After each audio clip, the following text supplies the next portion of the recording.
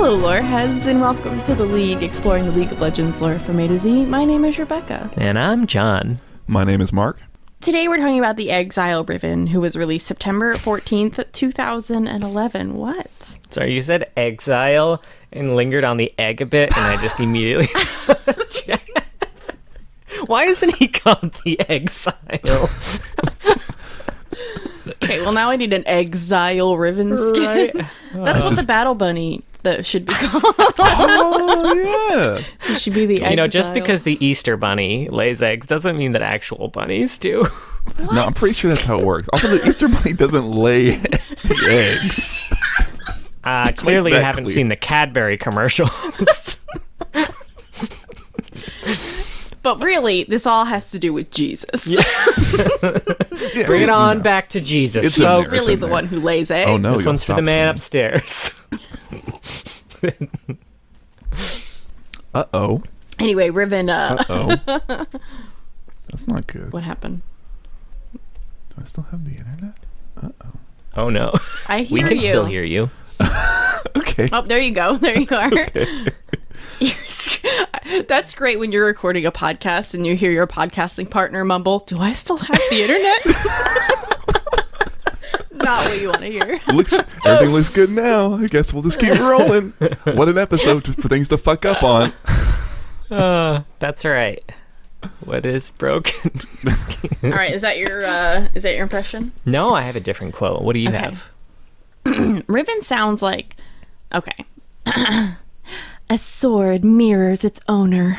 That's actually really good. I think I kind of like that more than some of the VO, because she sounds in the VO to me it's even a little higher. She sounds like a little younger, almost. What is broken can be reforged. Hey, I snuck it in there. Nice. Younger, maybe a little bored. Do you want to know how I did that impression? In my head, I was like, do your phone sex operator voice. Oh, nice, Oh. And that nice. was it, because that's kind of what she sounds a bit like to me. My phone 6 All right, maybe operator I'll do- voice is Irish.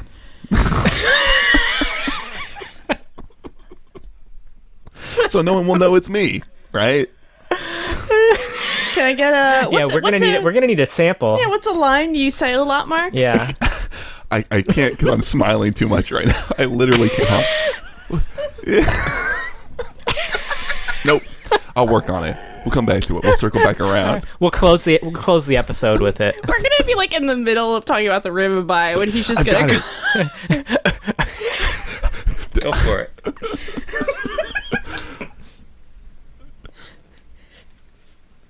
No, I still literally don't remember how to do an Irish accent.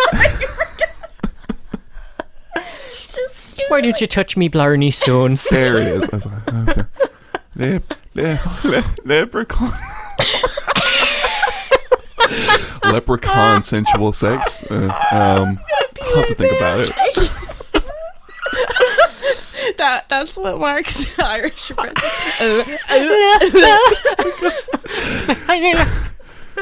Don't hate. No. That's why they pay him the big bucks on that phone line. I dearly hope Sarah was about to like come into the room and then heard you do that and was like, "No, man." Oh, I didn't realize it's that time of the night. Right. It's phone time. Riven has wild so with it. much lore. I know we need to stop. Okay, hold on. Let me get my... I knew I should have sprung for the blade warranty. That's good. I like yours better too, frankly. I think both y'all are making her... You're making her more like a little older, which I think she kind of needs. It's weird for her to be so like young sounding in the VO. In my mind, I don't know. Man, I don't think I noticed. She's seen some shit. Yeah. And she's had her throat devastated by chemicals, which... Oh, that's not what I thought you were gonna say. Everyone is of a mood tonight. Mark, I don't know. Mark is the phone operator, huh? Not me. I was just going to say, yeah, we saw the impact that the chemicals had on her friend, but she seems unimpacted. True. That's true. But anyway, we'll get to that. It was the sword runes or whatever. Yeah, the runes. That the pale lady created. All right. On the Riot Universe page, Riven has her bio, a page of a comic, just like one is there. She has her color story, and then 3 parts of a short story called Confessions of a Broken Blade are all linked separately. She also has another massively long story. What was it called again? Sisterhood of War. That is not linked on her universe page, it is definitely still canon. It's still on universe, just not linked. It's just not linked, yeah. You know, for funsies. Right. Because it belongs to so many other champions. It's probably on their page, right? Yeah, right. They do mention LeBlanc for half a second at the beginning. Maybe it's on hers. It's so old, right? It's got all these like Legends of Runeterra cards in it. It's so old they probably forgot about it, right? You know? It definitely doesn't directly lead into the Warriors. Right? It's definitely not referenced in her color story. Wait, is it Awaken? No, it's Waken. Awaken. Fuck. I confuse them all the time. Well, you know. Yeah, anyway. Well, bios by Ariel Lawrence. All right. Oh, when was she released? Did you say that already? I missed it. Yeah. September 14th, 2011. Okay. Yeah. All right. On to the bio. Riven was a normal war orphan in Noxus. They have a lot of those, I guess. A warphin. Okay. We have fun here. I like that Rebecca's like, okay, I'll reset. Fine. Riven was a normal warfin in Noxus. She was really good at killing folks with her big buster sword and made besties with all her battle buds. Borum Darkwill thought she was really cool and gave her a runic blade of dark metal enchanted by just like a pale sorceress. Could be anyone. Could be anyone. Literally. Yeah. I don't know why in particular LeBlanc they dead refuse to mention by name in everything. Everyone else they'll start. I'm noticing it's just fucking LeBlanc that they're like, oh, it was a pale lady. And apparently LeBlanc is the only pale motherfucker Right. in this region. Anyway, Riven ended up in the fight against Ionia. It wasn't looking too good, so her unit was chosen to escort a new one with some mysterious new Zonite weapon in a big jar. The leader of this group was named Emistan? Emistan? Yeah, it's a weird name. I like Emistan. When Riven had to call on Emistan for help, he just sent a flaming arrow at the big Zondar and blew it up. This resulted in a bunch of chemicals, melted and killed everyone except for Riven. Her sword protected her. And she kind of realized this war was not about expanding Noxus anymore, but just about literally killing all of the enemies, no matter what the cost. Riven decided to exile herself. She did not want to go back to Noxus after she was literally betrayed by them. She also decided to break her sword. It's really vague in the bio how she does this, although we'll get a whole story about it. It just says she manages to break it, but it was at the cost of the old guy a village really liked. That's basically how they said it. I think they said it in nicer ways, but this village really liked this old dude. Anyway, then it says Ionia. It's all good with her though. They're like, oh, whatever. It's fine. The old guy, he was old. He was gonna die anyway. So she decides to stay there, but of course Noxus sends some people after her. She doesn't want more Ionians to die, so she does go willingly, unsure of what her fate will be now. Probably something to do with fighting an angry ghost husband. Because that's where she goes next, canonically. And that's Riven's bio. That's Riven's bio. Yeah, good job. Thanks. It's weird to get a bio that actually covers all the beats of the stories that are going to follow it. I feel like often you get a bio that cuts off and then the color stories continue the story. This one just like encompasses all the story. It does. I mean, this last paragraph has so much information, and then we get fucking 40,000 words, basically, of short stories to explain how she killed that old guy that the village really liked by accident, and why they forgave her, and she meets Yasuo. And then a bunch of people hunt her for 2 million years, and it felt like 2 million years. And it took me 3 fucking hours to read that story. It was a long-ass story. It is very long. It made me start... Well, I was thinking, like, man, I'm getting really big Garen First Shield vibes. Yeah. In a lot of ways from it. I was copy and pasted... Yeah, I copied and pasted all of the parts into a separate doc because I wanted to know the word count of This is Sisterhood of War. This is about all of hunting Riven down and bringing her back to Noxus. It was 28,360 words. Close. Which follows the definition of a novella. This was not a short story. A novella is at least 10,000 words. So this was... So Garen First Shield, not the first novella. No, it's the first one published. And I'm assuming... I mean, I don't know why they wrote such a long story like that. I don't know if the author was told to write like a novella. I don't know if they were maybe thinking, hey, maybe this is something we'll publish, but it felt like it couldn't be read separately because I don't think it could be. Yeah. Like Garen First Shield. I don't know. Who did Garen First Shield? That was Anthony Reynolds. I thought. Oh, okay. Yeah. Okay, so he did that one in the Ruination. Yeah. Yeah. Well, I guess we'll talk about it when we get to it, but I kind of liked it more than Garen First Shield, to be honest with you. Yeah, but, me too. Yeah, it was a little more interesting. Literally, if you follow any country doing anything that's not Demacia, I'm probably gonna like it more than Garen First Shield. Honestly, I feel like, I feel bad, but Demacia is like just so unbelievably boring to me. So yeah, following like Noxians is going to be more interesting. Even in Garen First Shield, when they're fighting the Noxians and they're describing the forces of the Noxian side, I'm like, God, that sounds cool as hell. Now they got barbarians and shit. Right. I don't want Demacia to win this fight. They sound cool as fuck. Can we get it from the point of view of one of the Noxians, please? Right? I mean, that's kind of Demacia's only strength, really, is that they help to highlight how everything else has these weird, cool shit. Especially Noxus has this weird, cool military shit going on, I suppose. Yeah. I think it's funny you're saying, like, oh, we don't see that a lot. I feel like even the author was kind of shocked because the rest of the bio is pretty normal in flow. And then, like you said, those last 2 or 3 paragraphs are just kind of like out of nowhere. It's like, okay, I guess. I guess that shit happened. Makes me wonder, like, almost if this got updated after those stories came out, maybe. It must have been, right? Yeah, I think it had to have been. Like, I looked at the original bio, but I didn't look at all of it, because the bio's technically been updated like 7 fucking times. I'm sure. Typically, I look at whatever the oldest and whatever the newest is, but I'm sure the iterations of this have shit tacked on to the end. Yeah. Yeah, definitely. Yeah, it's about what I expected. I had heard a little bit. I don't think I had realized, because I knew about the chemical like warfare and all of that. I don't think I realized that was what happened with Riven, that she was involved in that. That was Singe, right? Is he the one who created that shit? They don't say it by name in here, but he definitely was. And they say he's a Zonite alchemist, but spelled alchemist. Alchymist, because, like, fuck it, right? He's a fantasy alchemist. Yeah. As opposed to one of those real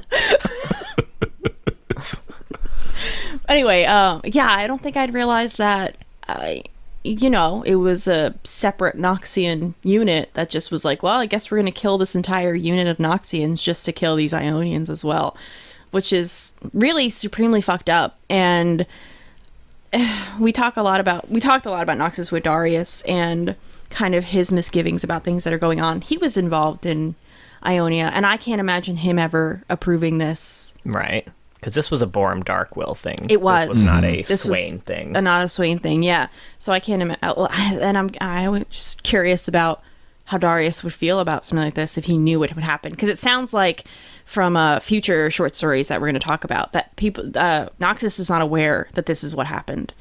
Yeah. They know that there was a chemical explosion. Obviously, Noxus blamed Ionia for it. That they're the ones who kind of fucked it up. So it's, yeah. And initially when I read the bio too, I thought maybe like, because it doesn't get super in depth about who her team was or like who her group was. Mm-hmm. So I kind of assumed like, all right, she's like a war orphan. Maybe like this is an entire troop of war orphans, and they're like, oh, put the orphans out there and we'll fucking sacrifice the orphans. But we find out later that, I mean, there's some fucking nobility in with this troop. Yeah. And even then, she is, even before that in the bio, right, it talks about her being like, she's so skilled that she is gifted like this dope-ass blade by Borum Darkwill himself. So she's not expendable in that way. It's weird. So I am curious if Borum Darkwill was aware that Riven would have been involved in this sacrifice. That's a good question. If he'd ordered it, or if this is the point where maybe he had completely lost his shit, because this is right before he's overthrown. Yeah. Right. So maybe he did kind of approve. Yeah. I don't know. Well, wouldn't it be, you were saying putting Darius, giving that information to Darius would be fun, and wouldn't it be neat if, like, she got taken back to Noxus and her story kind of resolved in Noxus and confronting all these things instead of, I don't know what happened exactly with Rise of the Sentinels, but I know she's out of there, I'm pretty sure. So isn't that a fucking shame? It sure is. I remember, I think we talked about it with Rise of the Sentinels. Everything else worked out so Everything well. else was really good in Rise of the Sentinels. Olaf farting everywhere. Like, it worked out so well.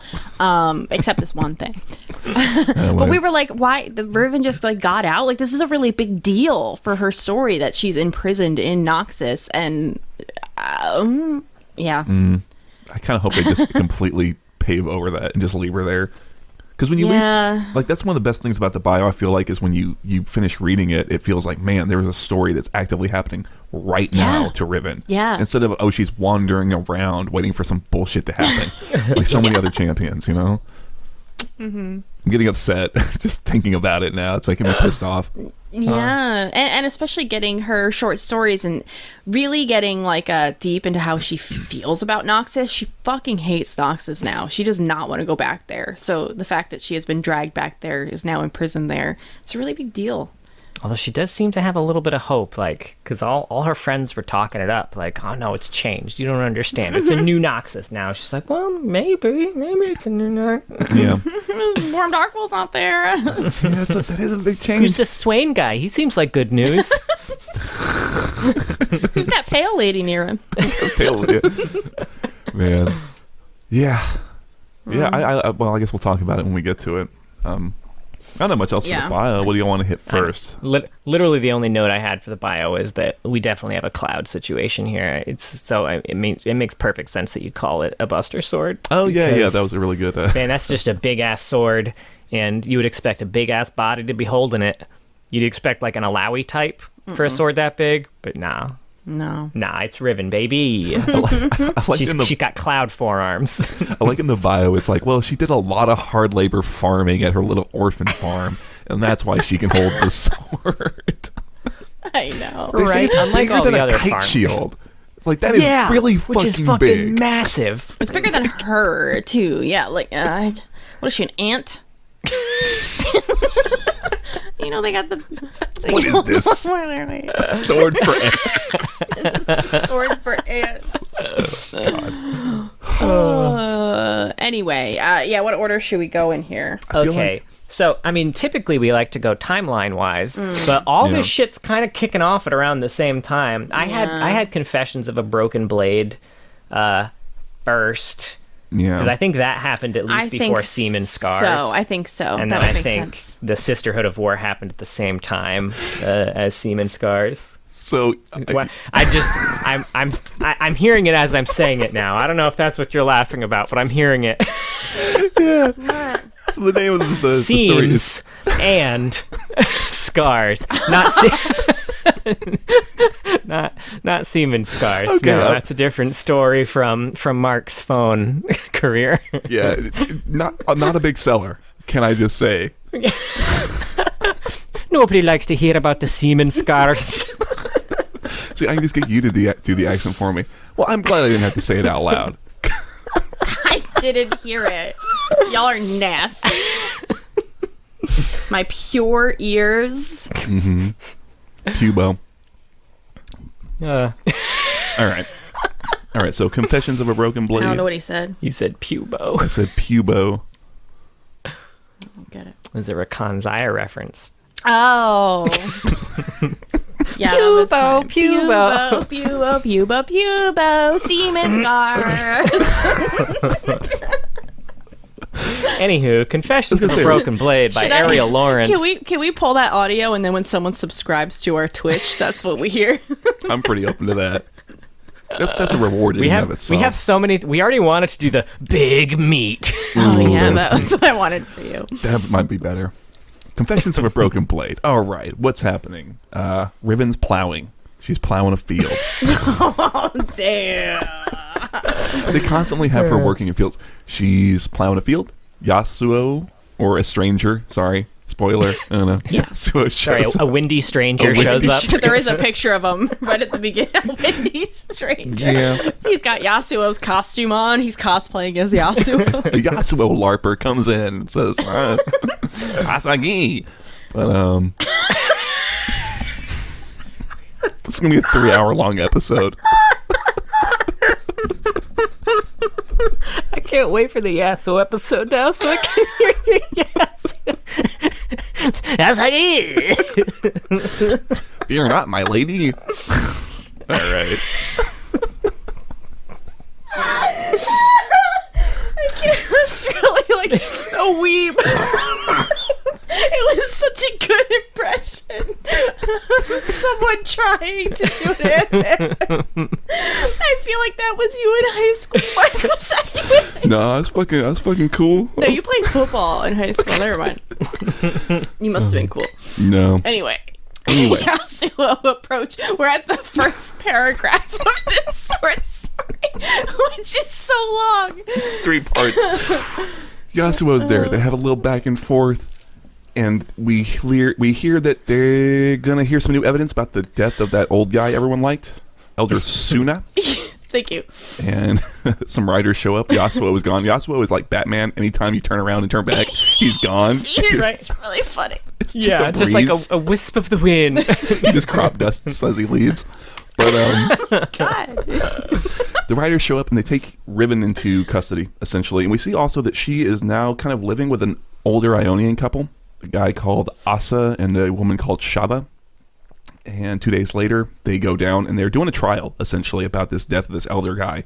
Yasuo's there kind of peeping out the situation. They start doing the trial, and we kind of learn that everyone assumes Yasuo killed this elder guy. I guess if you ever read Yasuo lore, you probably are familiar with this, but I haven't. So this is kind of new. Like, I know he was like accused of some murder or some shit. Anyway, Riven's brought in. She has like video game protagonist amnesia. She can't remember anything about what's happened. So they're asking her questions, and she's just like, I don't know, I don't remember. The couple are kind of asked to testify, and they talk about how they found her. They took her in, and very recently Asa saw that blade of hers and went to go get it mended to try and help her, which is bad fucking news. So they bring in the blade. They see that they have all the pieces, and there's like a little bit at the end that's missing, and this bone dude, this guy who cleans bones from dead bodies, he's like a forensic scientist almost. He's like, I found this little shard in the neck of Elder Suna, and it fits into the blade. And as they fit it in, the blade sort of unleashes this big wind blast. Because one of the big like pieces of evidence against Yasuo was that, Suna was killed with this wind technique. Only he and his student Yasuo knew it, so it's Yasuo. But Riven's blades got wind. That's the what happened. That's what kind of is like, she did it. And she confesses, but she still has amnesia. She can't remember why.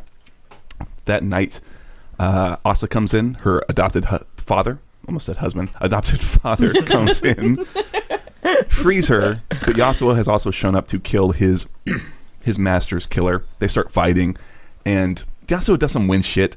Riven's blade explodes, and that shard at the end of it shoots out in the same way I guess it kind of did to the original Elder to kill Asa, and Yasuo stops it. And that's when it's kind of revealed that, yeah, she did kill the Elder, but it was like an accident, so it's cool. She didn't mean to do it. She technically killed it. It was like manslaughter. It's like negligence at worst. Well, she had asked him to destroy the blade, yes. Yeah, and he did, and then the shard went in his neck. So is that like... Yeah. Whose fault is it's the pale lady? It was Yasuo's fault. He did say it was his fault. He said he should have been there, and he would have been able to stop. That's true. He would have been able to wind wall it. He did. Yeah. Yeah. Because I guess he was tasked with protecting the Elder is the thing. So he has still failed in some way. Also, the magistrate who's been overseeing, she's like the judge, has been overseeing the whole thing, is like there and has seen all this play out. So funny. This is a scene like 8 people came lurking out of the shadows one by one. Like a line. At right the moment. It was so funny. Right. It's like 2 a.m. Right? Go to bed, guys. Kane pops out of the shadow like, hey, I was just seeing what's going on here. You guys good? Zed is one of the shadows. Need some snacks? Going to get some popcorn. Fuck. Yin? Oh my god. So the next day, Yasuo is like, I don't know, he's still on his journey. The next day, they sentence Riven. I don't know. He's still laden with guilt or some shit. He's got to go find Yone. Yeah. The next day, they sentence Riven, but they don't sentence her to death. They sentence her to kind of quote-unquote hard labor at the Asa and Shaba's farm and to make restitution to the village. So they're essentially forgiving her and letting her live and just live there with them. And that's kind of where it ends, My favorite part of the story All is right. the bone cleaner guy, right? He was like, yeah, I found this shard. And they were like, why didn't you bring it up before? And he was like, my boss said it wasn't relevant. And his boss was sitting there like, fucking cut. I can't. This is the dumbest shit. They were like, we need this plot point to come later. Not just that, too. There was a shard of and if you look at the sword, like the shard at the tip that I think this is supposed to be, like it's not a small thing. See, this is something I genuinely wondered, because there is a really big end shard, but there's also a really shiny little point at the end, and I thought maybe it was that little point. But I'm open to, I can be swayed. What I'm curious about is like, so there's that goes into the neck. Mm-hmm. You need the person cleaning the bones to tell you that there was a shard in there. No one was like, before it got to the bone stage, no one was like, hey, there's a big ass shard sticking out of his fucking neck. Maybe it was just the size of his neck. Maybe he had a real thick neck. Thick neck. Thick as fuck. Nothing could ever have Big-ass hit neck. Master Yasu, so whatever his name is, his neck. He was renowned for his Old guy neck. that we love. No one could have hit his neck. His neck neat. Old guy with the dead self. But like, no, you're completely right. I think it's supposed to be that like the wind technique. I don't fucking know. I don't know. It doesn't. I agree. It doesn't Wind magic make- bullshit. Yeah, wind fucking. magic. But yeah, I did kinda like agree. so. They refer to Asa and Shava as Ofa and Oma. And I remember in the Yasuo cinematic, he had kind of bumped into an old man and called him Ofa. So it was interesting. I heard them use that term here because in the cinematic, I wasn't actually sure what Ofa meant. I was like, oh, is that like is it just a general term for someone elderly? Is he like a master of something? And I didn't know. So it was helpful to see those terms again in context. But then we went to a thing with Poppy, our baby Poppy, and everyone was going around the room introducing themselves and like what relation they were to the baby that was there. And one of them was like, oh, I'm such and such, and I'm this baby's Oma. I was like, what? That's a I real know what that word. means. And then I had to Google it, and apparently it just means grandma and grandpa. Okay, this is like And my it's an video games. actual word and not something that they made up for there. Fair. It makes me think of at the start when Riven's plowing, she is repeating like the words like father, mother, brother, sister in I guess Ionian, right?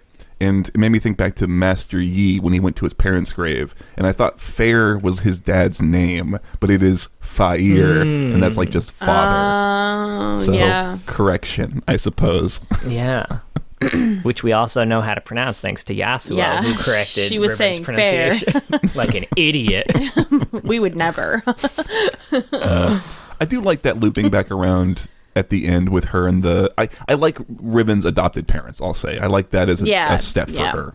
Like that part all works for me in this, And that was sweet. They call her daughter. And they're like, they're such interesting characters because, I mean, to be in Ionia in general and to forgive and take in a Noxian soldier is pretty massive. Even if they are someone to say that, like, I've learned a lot of things and I regret what I've done. It's still like that's a big step of forgiveness. Especially these two, because And they lost both their sons. Their two sons were killed in this war as well. And yeah, I don't know. I really like the sequence where Asa, the adopted father, is testifying because he's just talking about like when they found her and why they made the decision to take her in.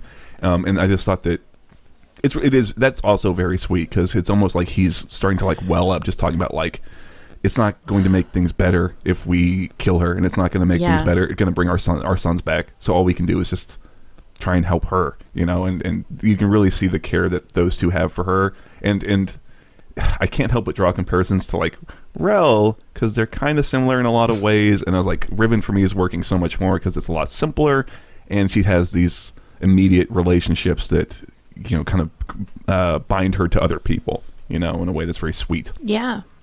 Another interesting thing about that courtroom scene too is they're talking about the benches. And Jesus. they say, the smooth swirls of the wooden bench should have been comfortable. They had been shaped by woodweavers to promote balance and harmonic discussions of civic duty. And I want to know, first of all, what fucking design you need on a seat to do those things and how I get them. They're like spikes, so that no one's comfortable sitting down. And it's just like, okay, we got this meeting fucking done. Well, you see, the interesting thing about that is that very shortly after that line, it goes on to say that Asa is settled patiently on a creaky stool, waiting to be called. It's like they couldn't get the woodbenders for that one, huh? To just fix the creak. There's a lot of people, all right? We had to bust out the shitty chairs that the apprentices made, right? Or grew, I don't know. That is pretty cool, though, when the sword kind of pops off, how the main magistrate is herself this wood weaver lady, and she kind of grows the bench itself to kind of protect against the effusion of magic. I was like, oh, that's neat. Ionia is super cool in all of these stories, I will say. It really is. Yeah. You know? So that was neat. The fact that Ionia is very much like the Avatar universe. It's a little more like Fey realmy from like a D&D type, which I kind of like too, is it's even a little wackier. I feel like. I really appreciated your next note after that, because I also read that wrong. The moldy egg fruit. Oh, yeah. Okay, so there's a quote here. Riven's being questioned, and the people in the court are not happy because obviously they really like this old guy who died. So they're not happy about her killer, and she's from Noxus. Even before she, So it says, a moldy egg fruit sailed through the air and pelted Riven in the neck. But I misread it at first and thought it said a moldy egg fruit salad. So did I. I don't know why I also thought it said a moldy egg fruit salad. And I was like, what type of fucking psychopath is making a fruit salad with eggs in it?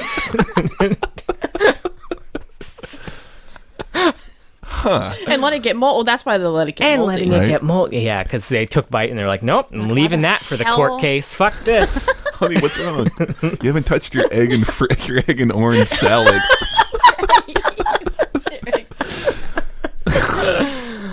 Wow. Not even Jax would eat that shit.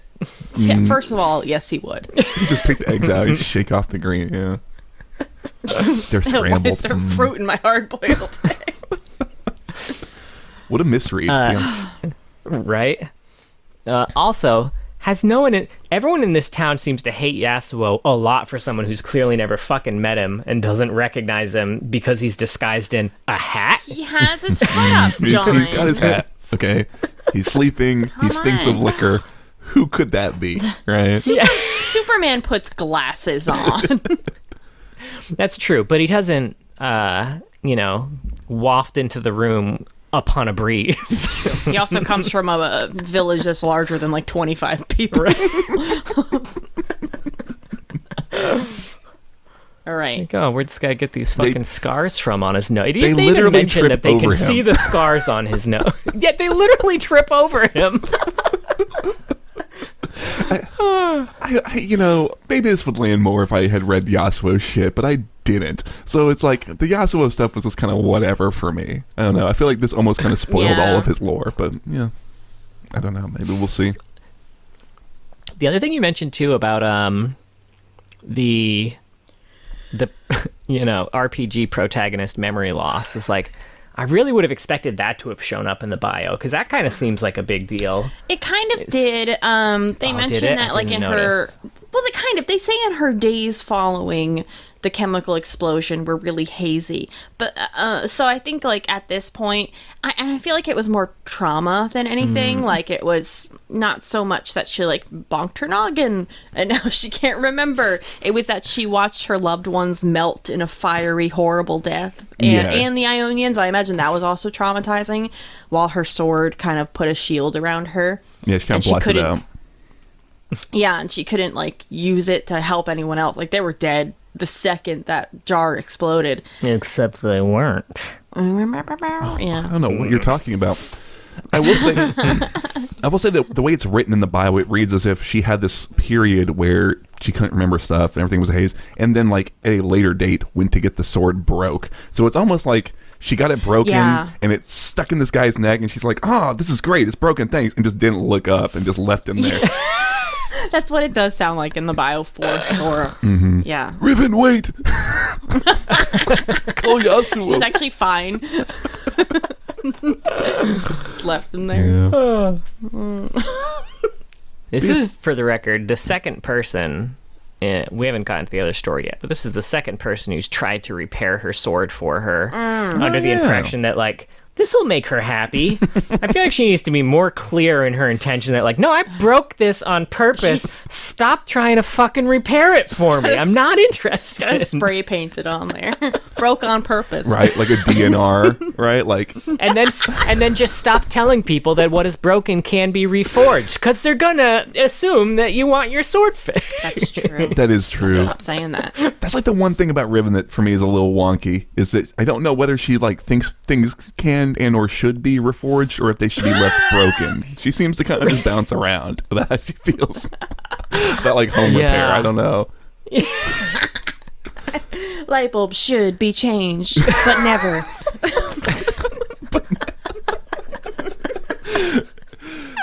Riven lives in the dark the moment the sun's down. Oh man. I'd watch Riven's Home Improvement show. Oh my god, me too. Oh. I was trying to think. I was trying to think of how Riven would, yeah. I love fucking impressions. Now every episode is the Home Improvement impressions. What is this Champion's Tim Allen impression sound like? And you can pick your own Tim Allen. It can be fucking Toy Story. It can be fucking Santa Claus. Jungle to Jungle. Oh yeah. But they're all the same. Maybe it's weird conservative rants. Oh my god. Do you have anything else for this one? I don't have much else. Okay, I do have notes for the shorter. The semen scars. Shut up. Chemical Seams warfare. and scars, hun. Seams. Plural. I think what got me is that I didn't write the plural. You didn't. in my notes, which really Yeah. it's a very different title when you leave that S off, folks. All right. This is by Dana Lurie Shaw. It's from the point of view of an Ionian named Miramat. Miramat? Sounds good. There's an item named after her, yes? Am I high? Oh, No? shit. Yeah. Yes. Maybe. I don't buy items.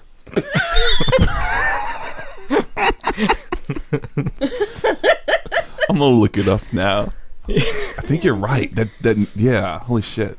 That name Is sounds it like a super support familiar. item? Murat's. I'm thinking of Madred's Blood Razor. Is the thing that's I know messing there's a me up. Tiamat. Oh, maybe that's what I'm Maybe thinking that's about. it. Yeah, okay. I don't think there is one. Oh, I'm an okay. idiot. There should Okay. be. There should be. Where's So Miramat's item? Miramat, anyway, she invited Asa, right? Asa to sit by her fire and share a meal. She's not realizing that Riven was also there, so she inadvertently also invited Riven. Asa introduces Riven as his daughter, and Miramat, knows that that's not totally true, but accepts it. She starts to question Riven, who gets so emotional she breaks her plate and feels really bad about it. But Miramat is a mender and fixes it. They have a conversation about scars and then go to bed. I thought it was just such a deep conversation. This plate looks better now. Some things, scars mean we're healing, you know? Yeah. It's like I'm so sorry. It was just a very cliched conversation about like scars and healing and all of that. Anyway, bandits attack in the night and Riven defends Miramat and Asa, I guess. Was he just sleeping through this whole fucking thing? Because we don't see He's him an again. old man. He needs his Lazy old rest. fuck. Just a fucking bastard just laying there.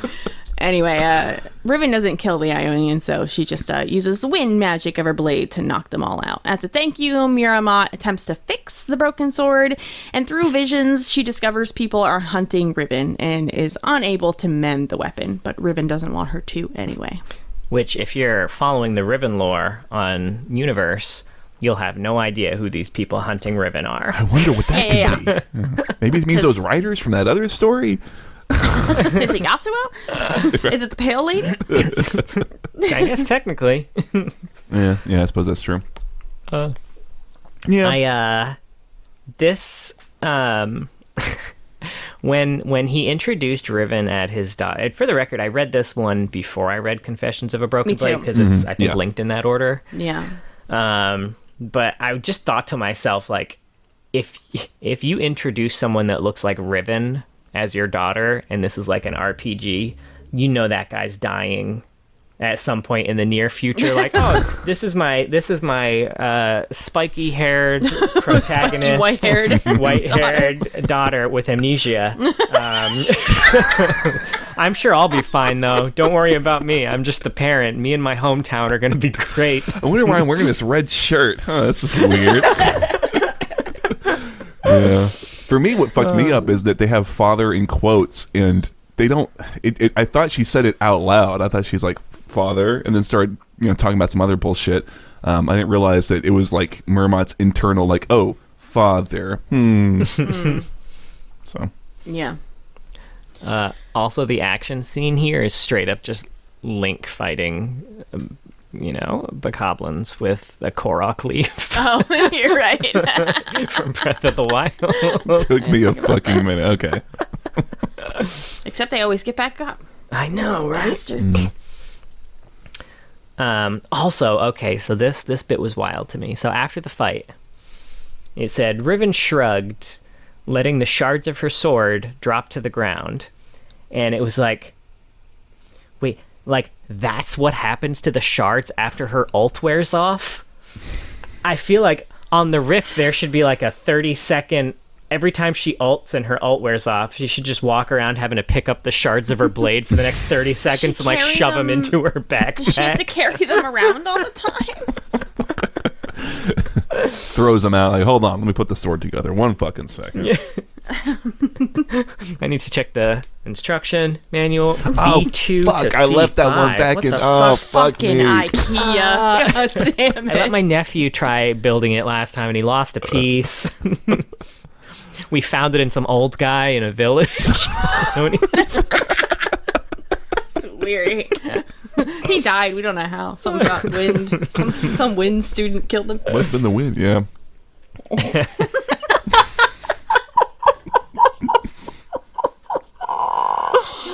What was that thing that got y'all? I don't know. That was really just like It all I like makes that, so much sense. like that as an excuse all the time whenever someone dies. Like everyone's LeBlanc and every murder. It was the wind. I don't know. It's just like, it reminded me of, like every Like video Skyrim game where they were like, they hear a noise and they're like, oh, it must have been the wind. Like, it was Yasuo this whole fucking time. I feel like this story for me too, and obviously it gets worse in Sisterhood of War, but this story was the breaking point for me in terms of like, I get it. She's the sword. I get it.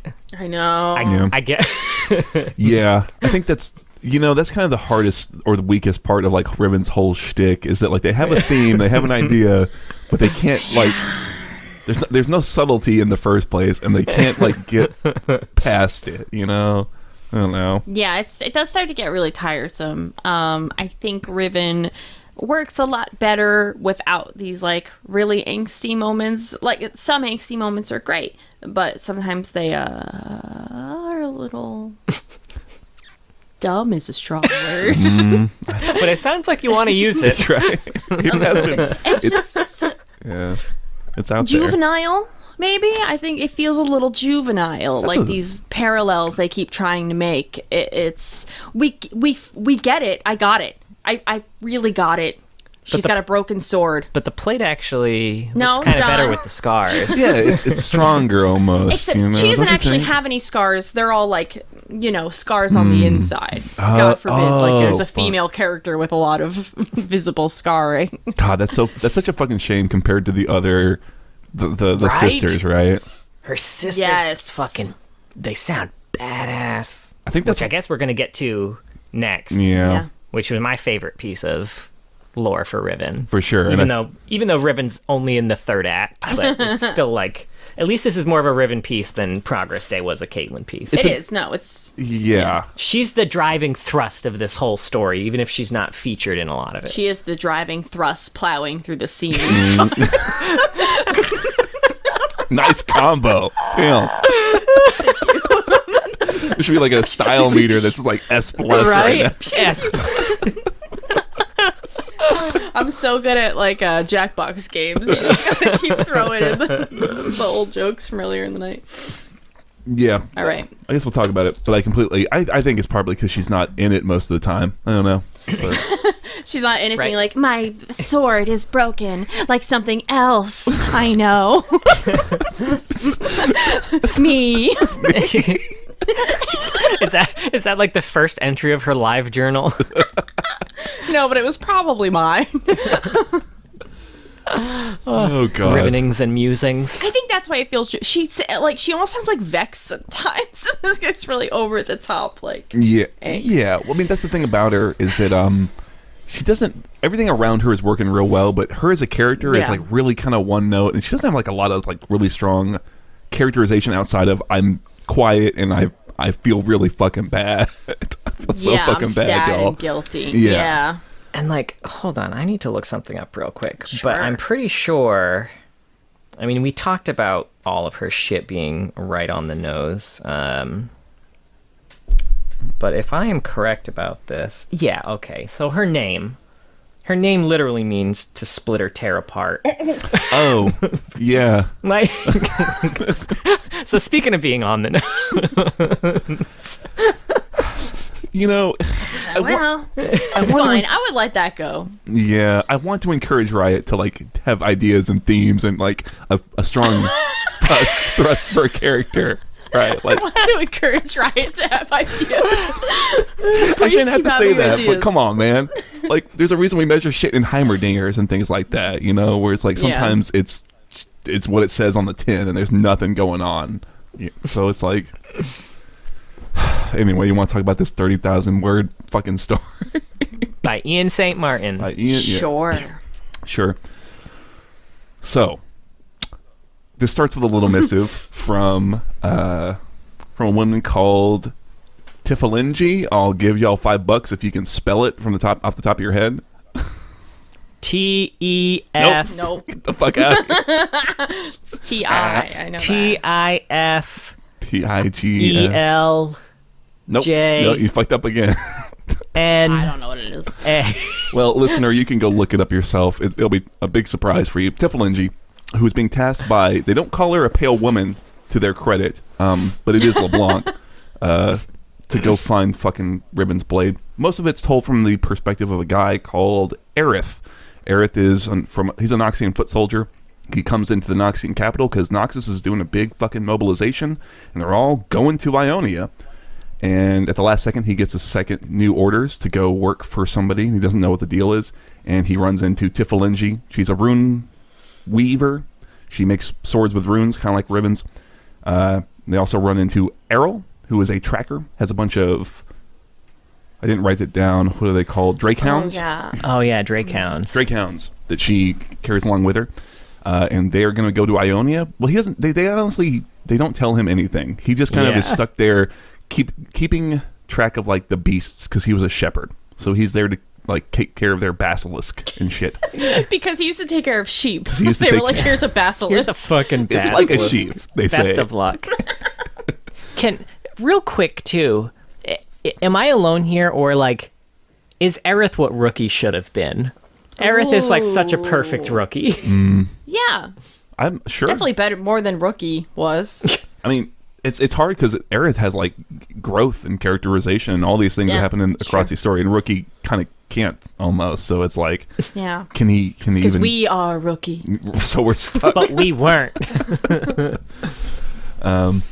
They head south to pick up a member of their crew. They get attacked by some raiders, and while they're fighting, the new member of their crew shows up. It's almost like a little heist movie. They're picking up their little members of their team.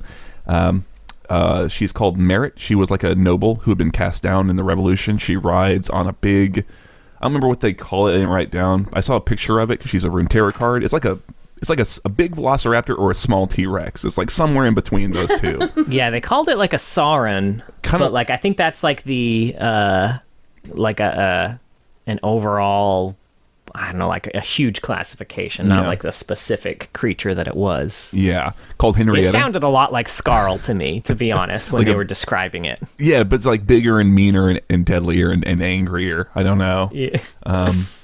But that beast's name is Henrietta.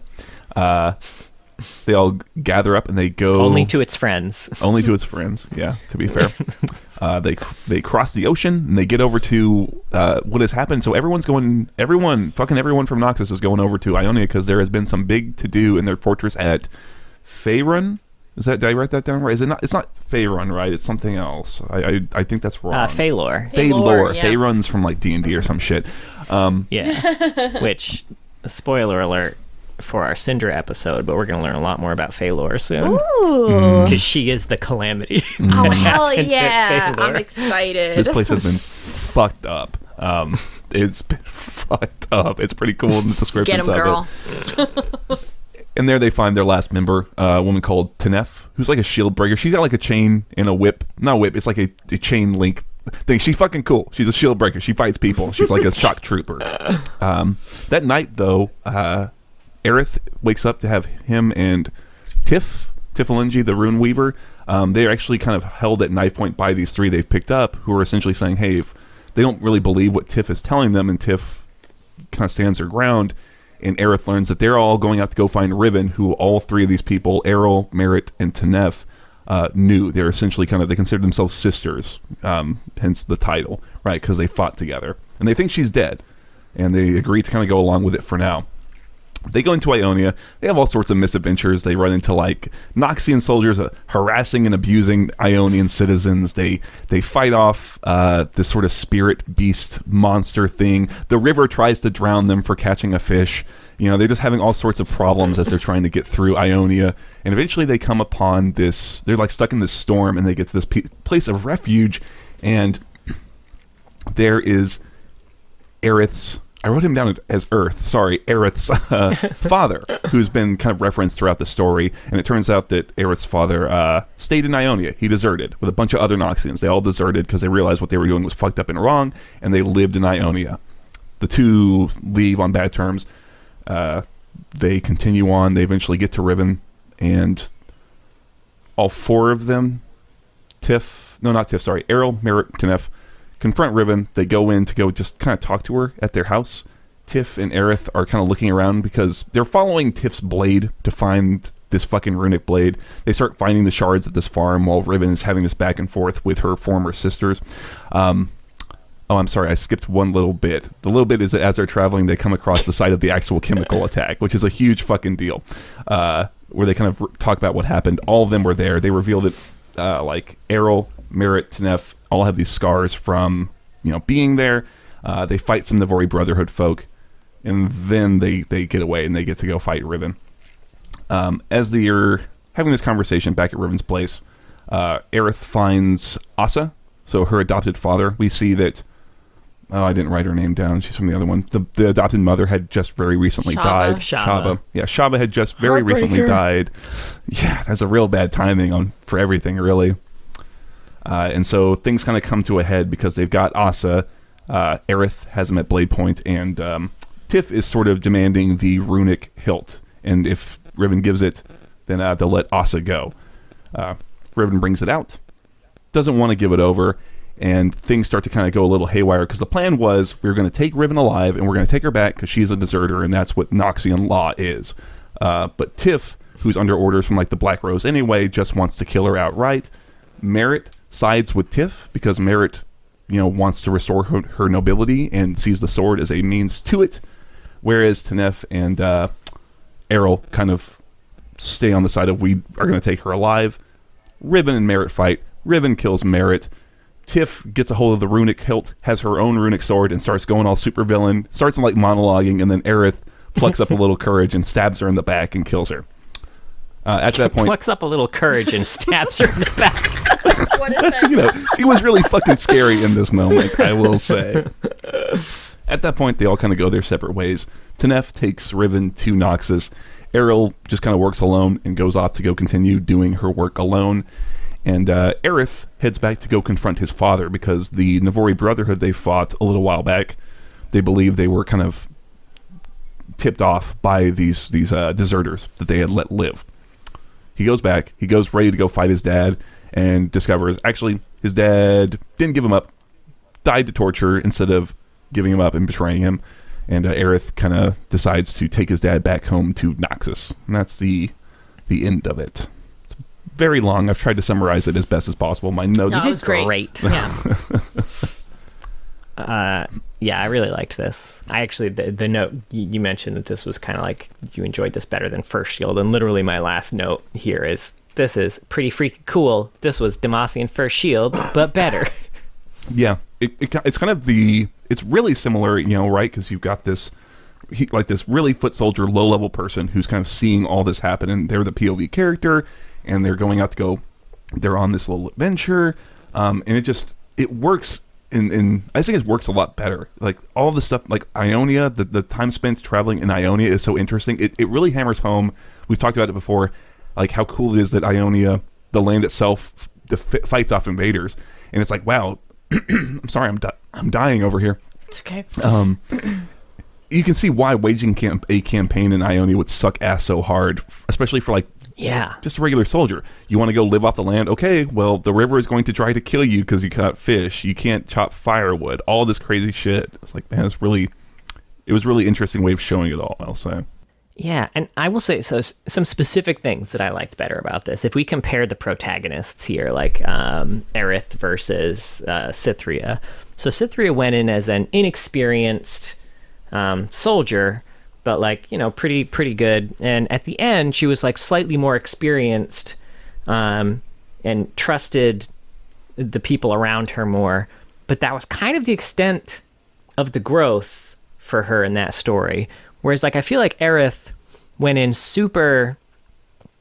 he went in super gung-ho, pro-Noxus, and also pro, I'm kind of a badass. I want a blood feud to become second. I'm real fucking cool. And went on this adventure and was like, holy shit, I'm not shit. Everyone around me is so much cooler than me. And also, wait, does Noxus suck?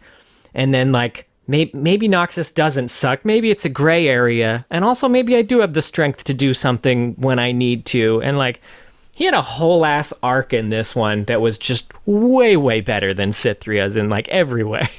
Yeah, absolutely. I really like a lot of what's happened in this story around just having characters with different perspectives on is Noxus good, is Noxus bad. You see people who really see the best in it and people who see the worst, and they've all experienced really hard times with it, and Aerith is a great, like you're saying, kind of lens to gauge almost your own perspective of what do I think about all this, because I've seen all these different ways that characters believe in this thing or have been completely betrayed by these things, and yeah, just the fact that, like you said, this random little pissant of a character gets so much growth, and the setup of his dad, because he has this pendant that he's kind of constantly worrying from the very start of the story.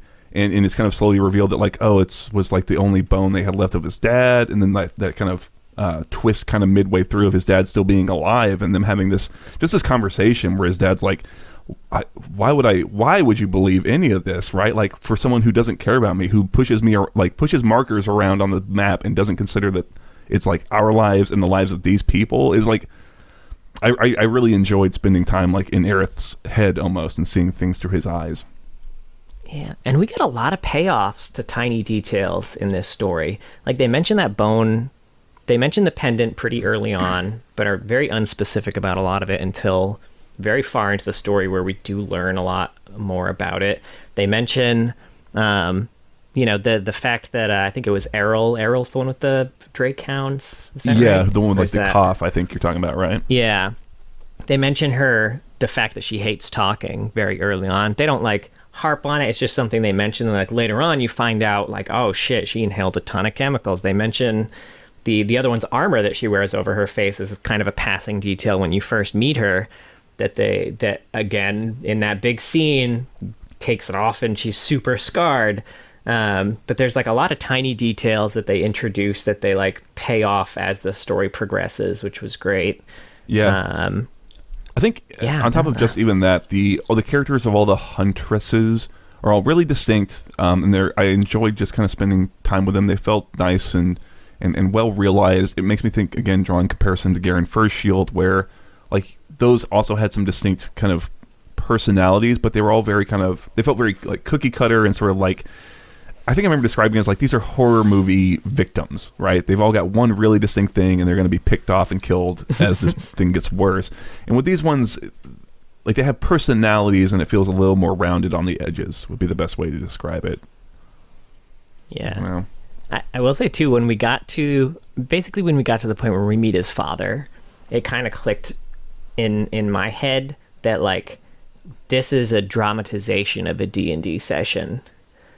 We have the random encounters, we have the payoff of a tiny backstory detail thrown in to flesh out your character history, like, oh, my dad died in a war, and then the DM's like, surprise, he's not dead. You get worrying about provisions while you're traveling.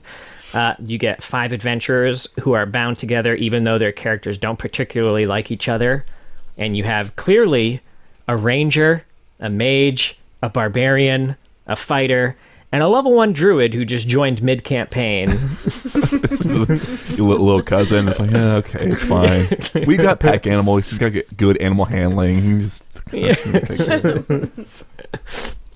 Yeah, well, I mean, it's well-crafted narrative, I feel like, and I think that's, no matter the medium, right? It's just, I think it's pretty well put together overall. And can I say, the action sequences are really fucking cool. There's this one where the rune smith, she stabs a guy and then activates the runes and it sets him on fire, and in that same fight, one of the Ionians starts singing and the fucking Noxian ghosts come out of the ground and start fighting them, and it's the dopest shit. Can I just say? This is, I think, the first time, I could be wrong about this, but I think this might be the first time it's ever mentioned that Ionia has necromancers. Mm-hmm. Historically, that's been a very Noxian thing.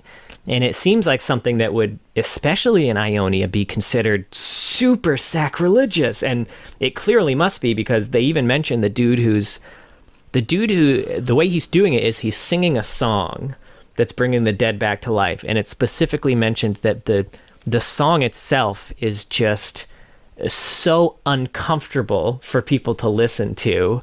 And while he's singing it, there's blood just pouring out of all of his orifices. Like, it's yeah. I don't know, it was very cool. But I'm curious if we're going to see this pop up anywhere else. I know that it worked in this field specifically because none of the people who died here were able to pass on, like the chemicals that killed them, like, destroyed everything here, including like the magic that binds this realm to like the spirit realm. So everyone who died here is just still fucking here, which is also kind of terrifying. But yeah, it's a good question. I liked it because at one point they described this singer as being like dirged, like as if it's a state of being. And it made me think of like Karthus, and I was like, man, I would love some sort of tie between what's happening here and just Karthus of all characters, because it's just a cool image, like you said, that they would kind of invoke this crazy even Aerith is like, wow, this shit's fucked up. Ionians wouldn't do this shit. Yeah, all the action sequences here really worked. Like, I really liked this. It was, for its length, I really did not feel the time I spent with it. I was really compelled to read through it, in more ways than like even Ruination, which you just talked about, Yeah, this, like, I don't know if this was before or after we actually started recording, but this legit took me 3 hours to get through. And I mean, it was a good 3 hours. I enjoyed it. I have some random ass notes here. The story basically opens up with that meeting between LeBlanc and Tifalengi. And it said, LeBlanc said, "Your mistress spoke highly of you. Resourceful. It spoke the word in another voice, the voice of Tifalengi's teacher," which, like, what a fucking needless flex by LeBlanc. to just, she could have just said, "Oh, your mistress spoke highly of you." She said, "You're resourceful," but no, just had to like turn into her teacher and say resourceful in her voice. Yeah, well, I mean, even if you could do that, you would too. That's fair, I suppose. And there's one of the I really like this characterization of Noxus too. That we wrote down the same quote. I wrote this down. Oh yeah. Oh well, you can do it then. I didn't write down the whole quote. Oh, okay. I wrote the end, which really I thought summed up Noxus so well. And it was kill them until they're family.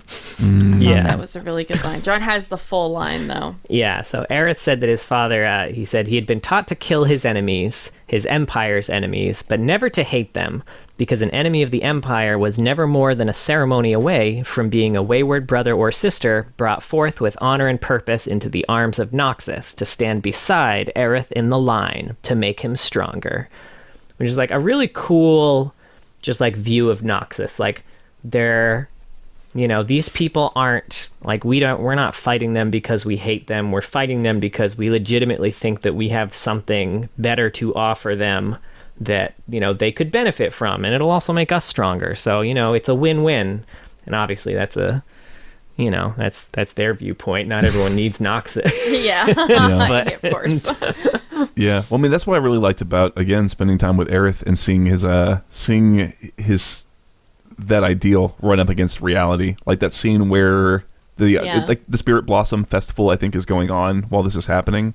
And there's this bit where they're in a town and Noxian soldiers start harassing this elderly Ionian because he's got tea, and they think it's a weapon because the Noxians had just been attacked. And he kind of just is like, how could we, I think afterwards he's like, how could we ever get these people to be a part of the Empire when it's like this? And it's just like, yeah, that ideal like completely is just like, it's only theoretical. And when you get into like the boots on the ground, this is what's happening. You start to question how like you could ever expect that to actually be the case. And I just really liked it as I thought this kind of a sad scene because it's like the guy who was just trying to get tea for I think to talk to his dead son. I think that was my understanding of how that worked. I think they mentioned that the souls are carried in. Like, you can carry those souls back. So I think he was taking his dead son back so that his wife could talk to him. Yeah. And, like, his soul was in those tea leaves, and they just spilled them all over the ground where they were immediately washed away in the rain. Plus, I love the Ionian curse for, like, epithet for Noxians. They call them, like, a word for locust. I was like, oh, that is so, like, cutting. That's perfect. Right? Yeah, I feel like in this story in particular, Noxus feels very Fire Nation from Last Airbender, which I'd kind of felt that occasionally before, but really in this one, and Zuko having that realization of maybe we're not making everyone's lives better by invading their homes. I did find it interesting that Aerith kind of ends up still, like, he goes through an arc, but his arc is that he decides, yeah, Noxus is in the right. This is the right thing to do. You know, like he like, even after everything he's seen, he still seems to like have fully come over to the side of honor and glory. You know what I mean? Yeah. So there's a point here too where Aerith is going to get some firewood, and it says, "I'll go get some wood for a fire," said Aerith, drawing a hatchet from where it hung off Talz's back. "Take care in how you do," warned Tenef. "The trees here are alive." Aerith frowned. "Aren't all trees alive?" And then Errol said, "She means they'll kill you alive." Which, in my mind, this is the direct prequel to the Ionian Legends of Runeterra cinematic, and you can't tell me otherwise. I mean, it's pretty 1-to-1. I wrote down a quote before that I thought was really funny. Well, it just reminded me of something funny. The legionary plucked the scroll from Aerith's grasp, the paper looking ridiculous in his thick, gauntleted fingers, which made me think about Gaston. The book. There's no pictures. There's no pictures, because that's kind of what it seemed like when he grabbed it. And he opened the scroll by crushing it in his fist, and then the wax all fell up, and then he opened it. Like, he couldn't just open the seal. He was like, rah! So funny. Anyway. There's another quote here that said, "After weeks traversing a realm of wild magic, of illusion, and illusion." This is when he meets his dad, by the way. Of illusion and the uncanny, he had to ask the obvious question, "Are you real?" Which I feel like is them just trying out this line before they put it in Arcane to see how it lands. I like, frankly, It worked. I love like a team of scientists just like staring at like the put it in the works With column. beakers and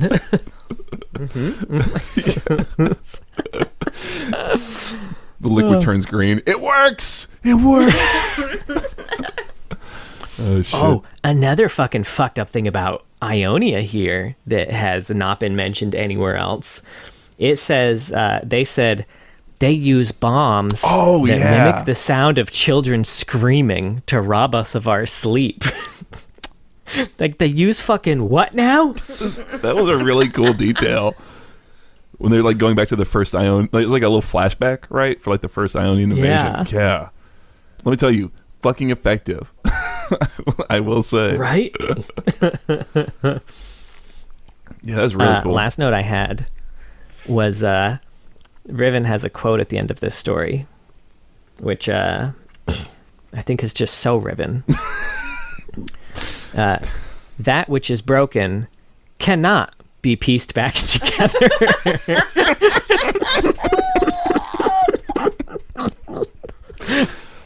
Pick a fucking lane, Riven, all right? Yeah. I wish she would make up her fucking mind a little bit. That's what I was saying. It's the amnesia. She can't remember which one she believes in, so she just keeps saying them both, seeing what feels right. Yeah. Yeah, that's all I had for this one. All right. Well, let's keep powering on. Let's keep plowing on through. Like Keep Riven. plowing on through to the next canon piece of lore here. Let me finish my wine. Rise of the Sentinels. Oh, Mark's out. I'm out. So, in Noxus, the Sentinels discover that their base has been paved over by the Reckoner's Arena, where gladiators are fighting wraiths. Draven's presiding over the ruined crowd, which, for the record, I feel like it's never fully, like, why is Viego ruining people who are just fucking chilling watching arena battles and not having them do his bidding? Who fucking knows? But He's got time to kill. he's got time to kill. The Sentinels win, but they get thrown in prison anyway. While in their cell, they meet Riven, who has devised an escape plan that requires the rookie's silver tongue. How did you know the rookie had a silver tongue? And which version of rookie is it that has this silver tongue? Because it certainly wasn't mine when I was playing it. Who knows? What are you talking about? The only options you had were fantastic, Right? brilliant, So Swab. witty, That's true, silver I guess. tongue. Yeah. They do manage to lower guard to their cells before ambushing them and stealing their keys. The group then fights their way through the remaining guards and reclaim their weapons. Once free, Riven and the Sentinels follow the Black Mist to the Immortal Bastion. They find wraiths pouring into a statue of Mord and discover an entrance to the city's catacombs hidden behind the monument. Senna, Riven, and Rookie descend in search of secrets that the Mist seeks out, while the others guard the escape. They eventually arrive at the Black Rose's chamber and enter it after Rookie shares one of their darkest secrets. Why is that the only way to get into the most secret cabal in Valoran? Who knows? Because knowledge is Inside the power. chamber. Once they get in, Senna, Riven, and Rookie confront Viego, but he vanishes after dropping a Draven on them. They beat Draven, and the Sentinels are preparing to depart, but they notice Riven sitting alone, and they offer to let her join them with the promise of giving her a new home. So she joins, and Gwen outfits her with a new uniform and a relic sword. How does that sword work exactly like the same one the magical dark rune sword had that caused all this drama with the Black Rose? Who knows? Then later in Ionia, the Sentinels are confronted by Aurelia, who mistakes them for enemies. And while Aurelia initially refuses to believe any group containing Riven can mean well for Ionia, she agrees to take them to Karma and the Lasting Altar. Much quicker than you'd expect. People expect Aurelia to just be fucking cool with Riven and her part in the war. You know, literally escorting the payload that was used to devastate the landscape and the people. But they do, and she does. So, Moving who on. fucking cares? Now, she's also mentioned in Orchid's Bloom, by Michael Yi Chow, which is the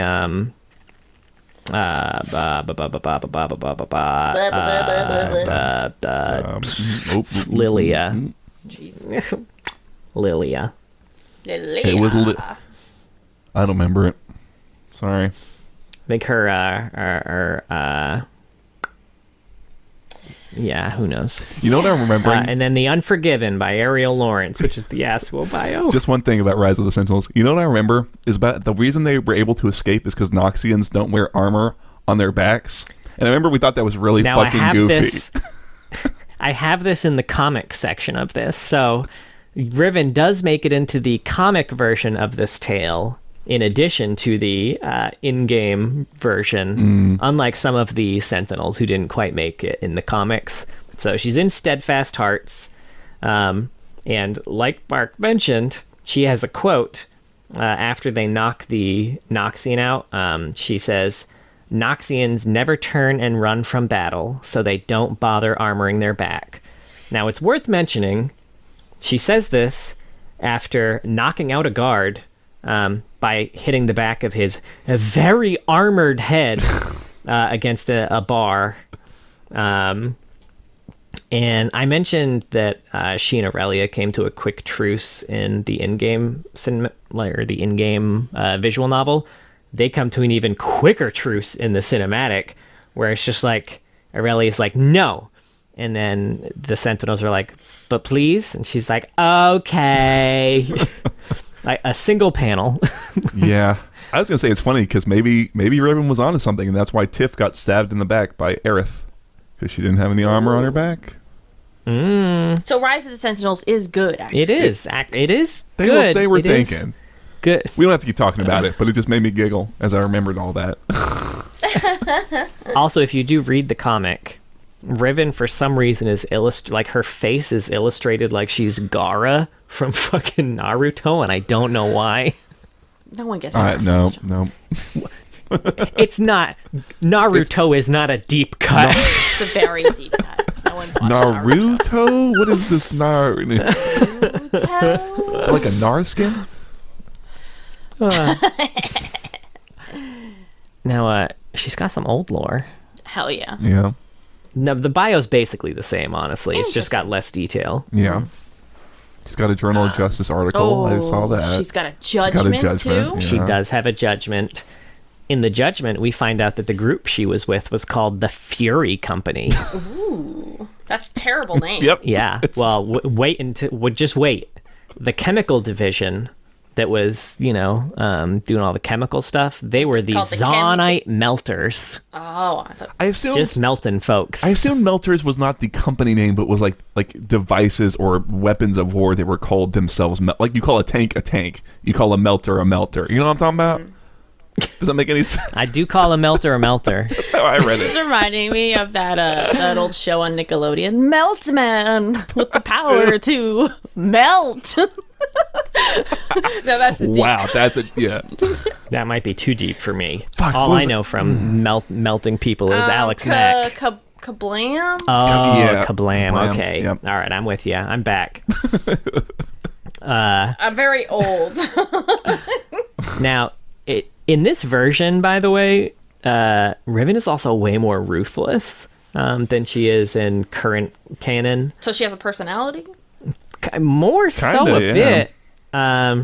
We also get a cool different telling of this attack. So in this, I kind of like this version of it better too. In the Judgment, the way it happened was they had gotten intel that there was going to be like a huge army of Ionians.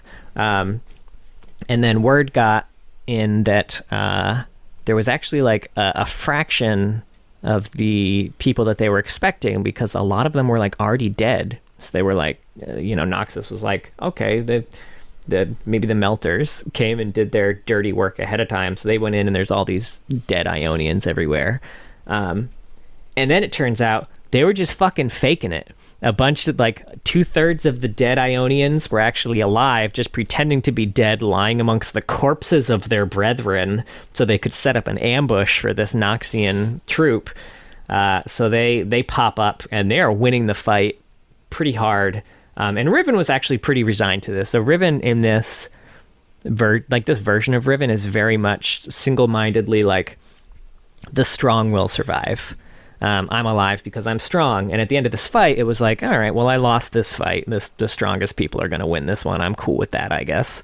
And then they used their big chemical weapons. And the first thing that Riven was like pissed off. Like, what the fuck? Like, they were stronger than me. I should have lost this fight. Why didn't I lose this fight? And that's when Riven lost her belief in the Noxian ideal that the strong would win, because I don't know if I like that better. No, I just liked the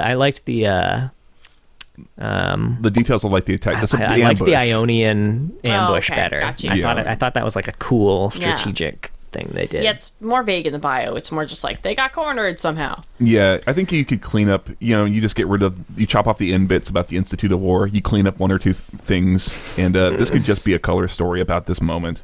It works pretty well. It's pretty effective. Yeah. Because all the stories, I mean, we didn't talk about it necessarily in Sisterhood of War, but a lot of the chapters open with memories of some of the sisters and their parts of the battle. Like we kind of see, I think it was Errol again, her memory of the battle was just kind of waking up under a pile of bodies and being like suffocating under a pile of dead bodies and having to claw her way out. Mm-hmm. And then when she finally did get out and like took in a big breath of fresh air, it was just all chemicals and it just fucking ravaged her throat, which is why she, talks like that now. But like, yeah, that would have been a perfect place for a telling of that. But yeah. And then she's got a Journal of Justice article. Did you want to do that one? Did you have notes on that one? I didn't write it down because it's really short. It's essentially... It is. It's essentially it's a mailbag. It's a mailbag of justice. Oh shit! A summoner asked Riven, what is the exact question? It's kind of asking about her backstory, tell me about your history, but you don't have to. It's a little coy. Well, I might have had maybe it was a different one. Oh, okay. So the one that I have was they asked, I noticed that your right hand, comparatively to your left, is much bigger and fitted with an arcane gauntlet. Do you use this to magnify the strength in your hand and arm so you can wield the mighty sword you use once fully formed? And I loved her response. So it said, the gauntlet does nothing to increase my strength by any magical means. Strength must come from within.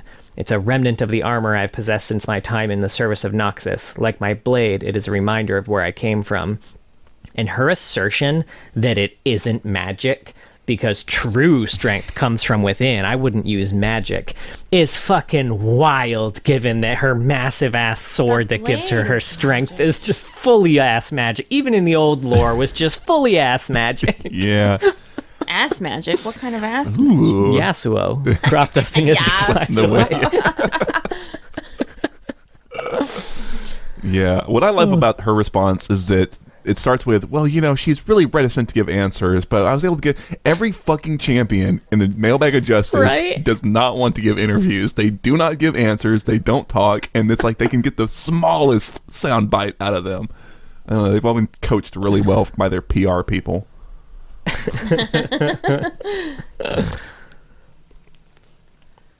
Yeah, so that was the old stuff. And then we mentioned she shows up in the Awaken cinematic, which is also canon, takes place after after the Sisterhood of War.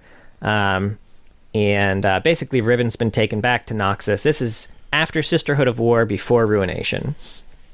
So Riven's been taken back to Noxus and is in the execution pits, and the second invasion of Ionia is currently underway.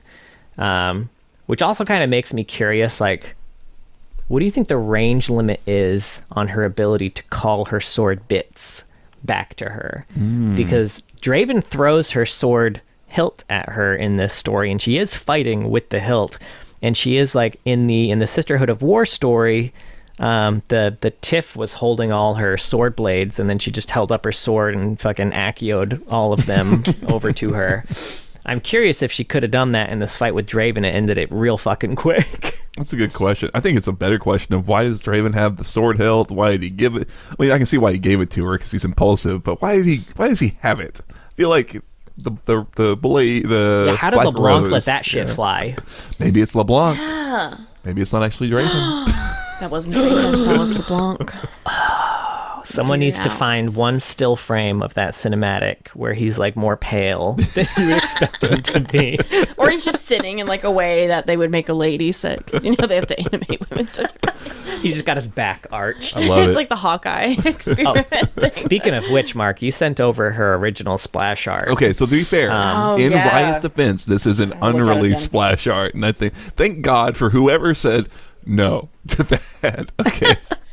I gotta see it again. Okay. Now, Oh my god. now, what I love about this, we just talked about how they love, because they love arcing the backs of all their female champions, so they're in really weird poses. And it seemed like the artist for this one was given the note that like, oh, we want the back bent, but they didn't specify which direction.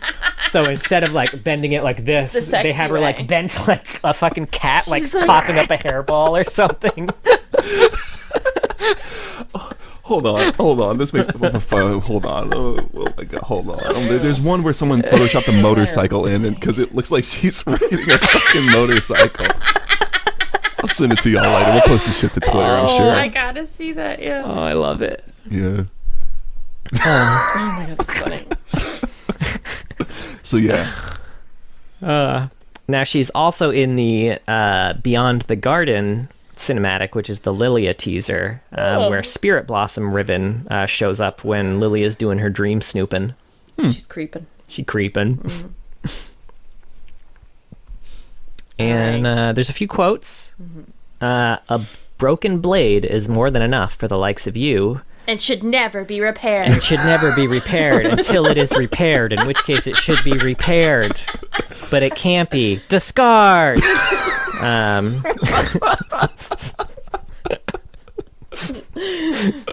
Riven. 2023. But this quote is likely a reference to Ichigo Kurosaki from Bleach, I don't know that. who says, that's too much of a deep cut for me. "A dull blade is more than enough for the likes of you." Cool. And then Riven and Xerath share the quote, "Sacrifices must be made." It's weird that she would say that now that I'm thinking about it. Yeah. She needs a VO update. Real bad. Yeah. Yeah, for sure. And they gotta figure out. They gotta sit down, right? You gotta have a meeting and decide, does Riven think broken things can and or should be repaired? Because she can't decide. I'm picturing like Mark Merrill and Brandon Beck, just like all the Riot executives. Emergency. They've been in there for 9 hours. War room. Yeah, war room. The wall is covered in note cards. Oh my god. Anyway, she's got a lot of skins. She's so- got a Yeah, lot of sorry. skins. Y'all want to hear about some fucking AUs? Because Yeah, I there's a gotta bunch. pee, so hurry Yeah. up. I'll do my best. All right. We got Ages of Runeterra, where glimpses of selves in other lives, clashes of fate in another era. Runeterra is a world rich in possibility as its legends find new destinations and destinies. And this is Redeemed Riven, which has no lore, but like Okay. she was probably redeemed, right? That's probably the that's probably what they're getting at here. Yeah, she got a hood. You know, that's how it works, right? Yeah. Her sword looks better. She's got a hood. She can now go to a courtroom and no one will know it's her. They'll trip directly over her. Her giant ass sword. Who's Who the this? fuck is this? And we got Crimson Elite. What the hell is this? I've never seen this before. We can neither confirm nor deny the Crimson Elite's involvement in any criminal activities and request all inquiries be directed to local authorities. So it's Crimson Elite Riven. Though officially listed as killed in action, the rogue operative with the broken blade harbors no regrets for abandoning her comrades in their most dire moment. A turncoat become mercenary, she operates in the outer limits of civil society, lending her blade to the highest bidder. And this was originally envisioned as how Riven would look if she came back into the ranks of Noxus instead of redeeming herself and putting herself into exile. Oh, they gave her a real, look at the boobies on this one. Oh yeah, they are pronounced and Yeah. shiny. And you can see her belly button through this full-plated armor. Do you see that dark line of her belly button? That's a little belly button. They were real horny while drawing this one. Then we got The Grind, which is what Day Job is part of now. The grind isn't just work, it's the struggle, the hustle. Sometimes invigorating, sometimes demoralizing. This is not Battle Bunny Riven. It's a week-long roller coaster No. with comedic bends and tragic drops, only to start all over again on Monday. Are we working hard or hardly working? It's all the same on the grind. And as Rebecca mentioned, this one is Battle Bunny Riven. What's her job? Which also has no lore, and I'm not sure what this implies Riot. about her job. You know, you gotta make ends meet. Everyone's got a side hustle these days. This is just the cosplay skin. But that takes us to Anima Tech. What? Humankind is on its last legs, nearly defeated by a high-tech army of deep-sea invaders called the Primordians. Enter Anima Squad, elite fighters using salvaged Primordian tech to push back against the end of the world. To save humanity, they'll have to fight like an animal. And this one is Battle Bunny Prime Riven. Riven volunteered for what would eventually become Anima Squad after losing many comrades in the early days of the Primordian invasion. A string of victories later, she is famous, a war hero looked up to by all. So why has she suddenly vanished when the world needs her most? Oh my gosh. Who knows? I don't know. Oh no. Who the fuck knows? I like how serious it is. Then we got I know, it's so serious for a one where everyone is like a bunny.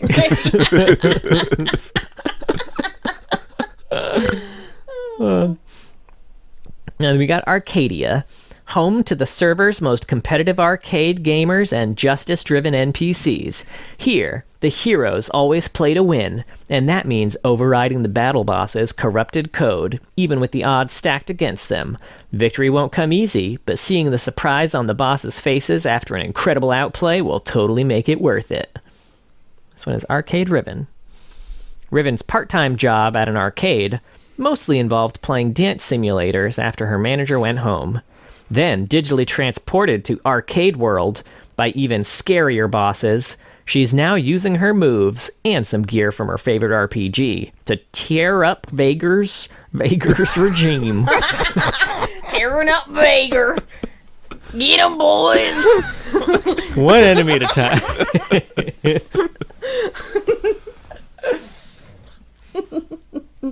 Stuff by the Void, tearing up Baker. Man, we're getting a little collection going here. Oh. Now we got Dawnbringer. Order and light reign through deities of dawn, bringing structure to a nascent world locked in conflict with the forces of night. This is Dawnbringer Riven. Born from swirling energies at the dawn of creation, Riven is the living embodiment of order in the cosmos. Fated to clash against the Nightbringer for all time, she awaits a day when her light will finally break his darkness. I just got Dayman stuff. Fighter of the Nightbringer. Oh, ah! I thought you said Rain Man. Fuck. That was really puzzling right there. Okay. Like, I haven't seen Rain Man in a while, but I feel like It's a post-credit scene. Rain Man will return. The end, question mark. Now, this has a comic called Unto Darkness, which basically shows the battle between Order, which is Riven, and Chaos, which is Yasuo. It ends on a cliffhanger, and there must have been some sort of fan vote or something when this was released, because there are endings illustrated for both sides winning. Although no matter which side wins, it's implied that the winner kind of becomes the other person, and the other will be reborn on the other side of the conflict. So, like, when Chaos defeats Order, you kind of see, like, him becoming more light as Riven dies, and she's like, this is the beginning to a new end, and he all becomes this shit. the Dayman. Yeah. Where he must then fight the Nightman. Oh, wow. And we got Pulse Fire. After unlocking the secrets of time travel, these champions are thrust into a far-flung dystopian future. While Chrono Enforcers relentlessly pursue them across time and space, a small few have escaped into history, taking their technology along for the ride. This is Pulsefire Riven. A worshipper of temporal purity, Riven knows there are many others who would rather see time manipulated in their favor. These heretics give her blade purpose. She can only find true solace in eliminating all who would disturb their natural order. Now, she's not actually part of the Chrono Enforcers, or like the Remembrancers as they're called here, but she just does exactly the same thing, but just kind of for funsies. She just yeah, there's this organization that does this, but also I could do it by myself because I'm fucking cool and I don't need no one. I'm an exile. I'm broken. I can't be reforged. Or can I? Then we got Immortal Journey. Long ago, in an ancient land, many souls gathered beneath the gods to test the limits of their power. Foolish and arrogant, brave and just, their journeys are written into the immortal pages of history. This one's Valiant Sword Riven. I don't think I've ever seen this. Riven trained with Morgana in the arts of politics and war for many years. But where Riven walked the path of justice, Morgana envisioned a world ruled by the gods alone, ultimately defeating their master and assuming the title of Empress. Now, tasked with bringing her friend to heel, Riven must face Morgana in combat. Or join her. And this has a prestige skin. Riven's destiny is greater than she knows. One day she will determine the fate of the heavens, land, and sea, and awaken the slumbering power of the dragon within her. And this basically is meant to depict a future where she does defeat majestic Empress Morgana and became the Empress herself. Cool. All right, we got 17 more. We got Spirit Blossom. The Spirit Blossom Festival is an ancient and celebrated time in Ionia. When the door to the spirit world is opened, the dead return to their loved ones, and spirits of all manner turn their eyes towards the living. From the benevolent Kanmai to the obsessive Akani, their stories play out again and again like shadows on a paper lantern. This is Spirit Blossom Riven. A brave warrior from an ancient land, Riven was ignobly cut down in the heat of battle thousands of years ago, her sword shattering in the process. Unable to find peace, she obsessively scours an otherworldly battlefield for pieces of her broken blade, possessed by a horrific darkness that guides her into oblivion. No. Oh no. Get the darkness. Then we got Warring Kingdoms. 3 great empires vie for land and power, bringing their all to bear in a test of martial might. Armies will clash, heroes will rise, legends will be made. God, this sounds like a fucking ad for a mobile game. We got Dragonblade Riven. One tale of the kingdom tells of Riven, her sword forged in dragonfire, descending into an army enclave in the aftermath of battle. Slaying her foes and freeing their captives, she rampaged across the countryside, crushing any who would enslave the innocent. And then we got the best one. The Ruined King. We already talked about this. Well, sorry, I've got a snippet here. Got a snippy right quickie. That's what they say before circumcision.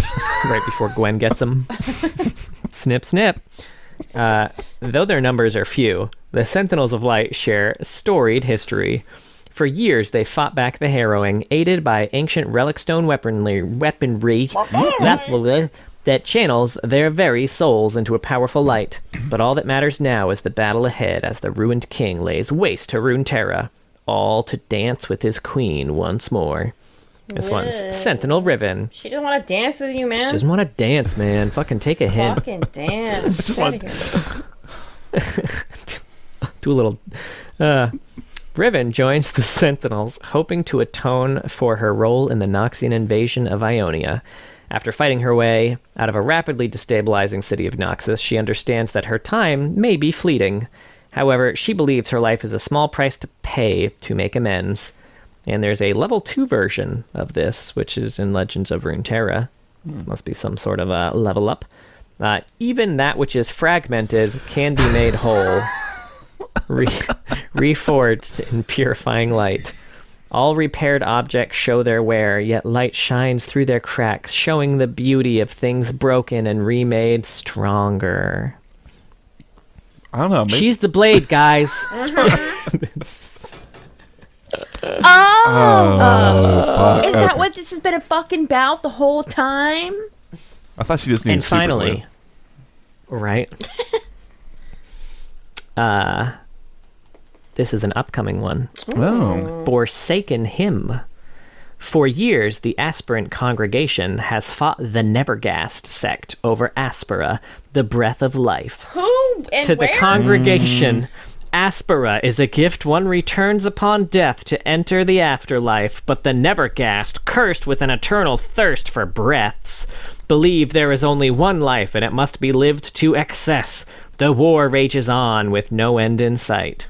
Okay. I saw where that was going at the start, and they lost me when you said Nevergas. I was like, I don't know. They're going with a breath thing, I guess. I don't know, but the Never gasp. Never gasp. Never knew. Oh, that makes a lot more That's what sense. they should have. Oh, that's what they. No, that's not what it is, but it's what it should have been. Okay, well, because you said that, I was like, oh, I just misheard you. That makes way more sense. Okay.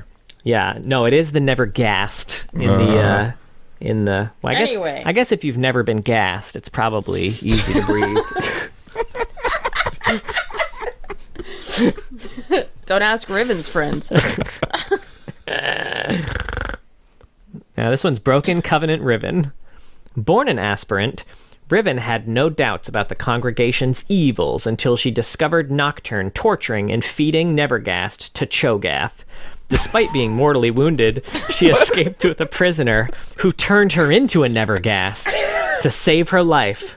Now in exile with an endless hunger, Riven fights to redeem herself and her corrupted family. This is like, when you start a new, giant fantasy series and you just You have so much information you want to get through. Words, and you're like, where am I? Right? They fit so much into that first chapter. It's that, but if the first chapter was like Two paragraphs. If that, this is some Kingdom's Heart shit. That's what it got me Oh thinking. my god, Right? you're fucking right. Oh. Anyway. Those are all the AUs. Okay. Now we've just got some fun facts. Hit All right. hit- We're hit fucking me, done, hit baby. So Riven was a redesign of a concept for the champion Avasha. me. Oh. Interesting. Yeah. Riven featured in PC Gamer soon after she was announced. Her title was changed to the Shattered Exile when her champion sneak peek was released, and was later reverted to the current one when her A New Champion Approaches preview was released. Oh. Yeah, that's right, folks.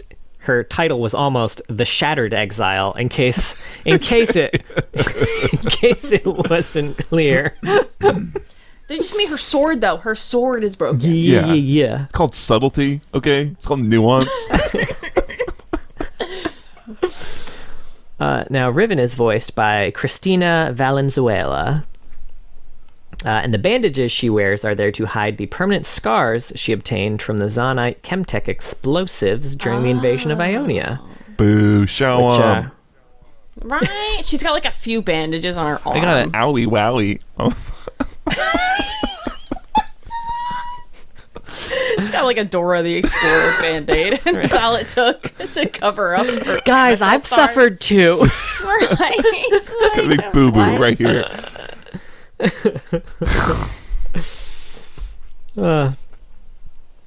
Riven is one of only 24 champions without a single ability power ratio on any ability. And her dance resembles the water dance of Bravos from Game of Thrones. Oh. I don't really remember what it looks like. Either. I don't know what Bravos is. Yeah. It's that water dance. Yeah, the water dance. Yeah. During development, she was simply called Marth, or Exile. And finally... Oh, actually, I already talked about this. Oh, Riven's name. Yeah, Riven's name. Oh, So, I mean, that's the fun facts. That's That all was of them. the fun That's all of facts. them. I Good did job, them all. honey. pretty good. Good job with all those AUs. There were a lot. Yes, There were a thank you. lot of them. Yeah. I'm sorry for just talking at you No. for 17 hours. That's what doing the AUs are, honey. I mean, This is the part of when I'm editing the podcast where I'll open up League and play an ARAM while I'm listening to it. Look, I don't need to pay that much attention. efficiency. I liked the never gassed thing because it was so fucking goofy. I want to see more of them. It is really goofy. It'll be fun. Yeah, I'm excited to. Yeah. And Cho'Gath is there. Right? Apparently Cho'Gath's there too. Cho'Gath's there. Get him. Go get him, Vega. Oh man. All right. Well, that was Riven. Do we have any final thoughts? I feel like in general, Riven, I don't feel all that strongly about Riven, even though I like everything that's going on around her and kind of a lot of what they're doing. But Riven herself is still a little bit dull for some reason. I don't know what Riven it is. is for sure like the Katniss of this, where everything going on around is just way cooler than I find she Katniss herself far is. more interesting than Riven. I'm going to be honest. Well, I've never read or seen You haven't read Hunger Games. or any. I'm aware of what that who that like, is. Who's Katniss? Catnip? I don't get it. Katniss monster? What? Yeah, I think y'all are spot on. That's why I really hate Rise of the Sentinels. Because like. Just this one reason. Just throw it out there, because all of this is like a really good first act, and her story really should resolve in Noxus, and it's like I would love for them to keep. What I like the most about Riven is that of almost maybe any League champion, they are pushing the plot forward more than anything else. Yeah. It feels like. Yeah. So keep doing that, and give her a chance to get a little bit more character now that she can stop being so fucking like stoic and guilty and sad. Yeah, And- and have it involve Darius, have it because involve- where we left him off, And put Alistar he's there been too. questioning. Yeah, Gotta plug it. fucking bring Alistar here right now. Yeah, that would be interesting. Yeah. All right, we done? I think so. That was Riven. Thank you so much for listening, especially if you're still here. We have a Twitter. It's at Loreheads. We have a YouTube channel as well where we're posting videos of these now. Woohoo! If you want to see our beautiful faces. And we're also, as of today, literally, finally got around to posting some stream stuff. Oh yeah, John's been posting some So TFT games now. I've got some. I just posted the the sneak peek of Legends of Astravia, which was recorded in October of 2022. So you can see that now. Super timely.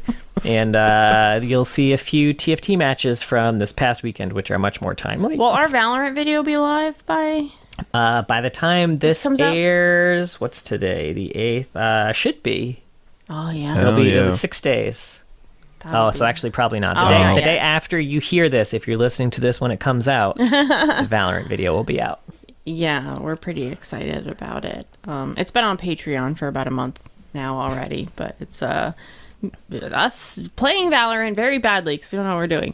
It's a short video, but it's real good. What else do we have? Twitch.tv/Loreheads, where John plays TFT. And a TikTok. Yeah, and TikTok as well. And we have a Patreon. Thank you so much to all of our patrons. But a very special thank you to our Medarda tier patrons. Big Man Gnomes, Chloe Things, King of Hearts, Shupa Moustache, and Techno Robert. If you were exiled from Noxus and I was told to come get you, I wouldn't waste time with an adventure. I would just stab Tiff in the back right away and set you free. Efficient. I like that. That was great. You're welcome. You can be reforged. But should you? Also, just fun fact, we had scheduled us doing the Ruination when we did kind of like a while ago, like months ago. We were like, and then we'll do the Ruination this day. It just kind of ended up that we almost did the Ruination exactly where it would have fallen alphabetically. We missed it by I like saw that. 2 weeks. Yeah. That close. But we weren't trying to do Ruination alphabetically. It just landed there on accident. No, we just Yeah, I noticed that one. Yeah. All right. Well, on that note, please be sure to join us next week for a much shorter episode, I'm sure, as we talk about the Mechanized Menace Rumble. Oh boy. Yeah. What a tone shift. Oh my god.